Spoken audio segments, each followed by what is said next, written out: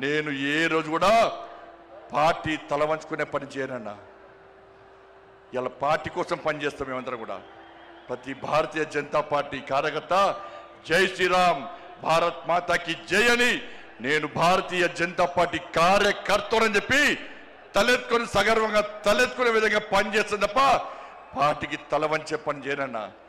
చాతగాని మూర్ఖులు, ధైర్యంగా రాజకీయంగా ఎదుర్కోలేని దద్దమ్మలు ఇలా ఏదో చేసి బండి సంజయ్ని కానీ భారతీయ జనతా పార్టీని ఇబ్బంది పడితే నేను ఫామ్ హౌస్ లో ఎలుకని కాదన్నా, ఫామ్ హౌస్ లో ఎలుకని కాదన్నా.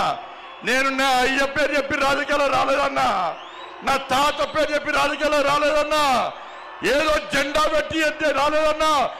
నేను కాసేపు జెండాను, కమలపు జెండాను భుజం మీద మోసుకొని సామాన్య కార్యకర్తగా నా రాజకీయం ప్రారంభించి ఒక రాష్ట్రీయ స్వయం సేవక, ఒక ఏబీవీపీ కార్యకర్తగా, ఒక యువమోర్చా కార్యకర్తగా, ఒక నరేంద్ర మోడీ శిష్యునిగా భారతీయ జనతా పార్టీ కార్యకర్తగా పనిచేస్తున్నప్ప సగర్వంగా భారతీయ జనతా పార్టీ కార్యకర్తని తలెత్తుకొని తిరిగి పనిచేస్తున్నప్ప తల వంచే పని చెయ్యన్నా. నన్ను నమ్మండి అన్నా, తప్పుడు ప్రచారం నమ్మకండి అన్నా. మా ఎంబడి ఉండండి, ఇక వదిలిపెట్టే ప్రసక్తే లేదు.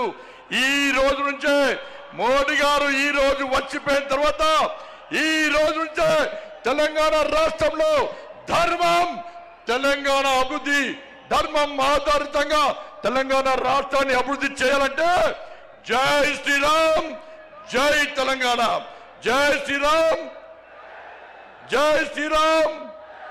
ధన్యవాదాలు. జై శ్రీరామ్, జై తెలంగాణ.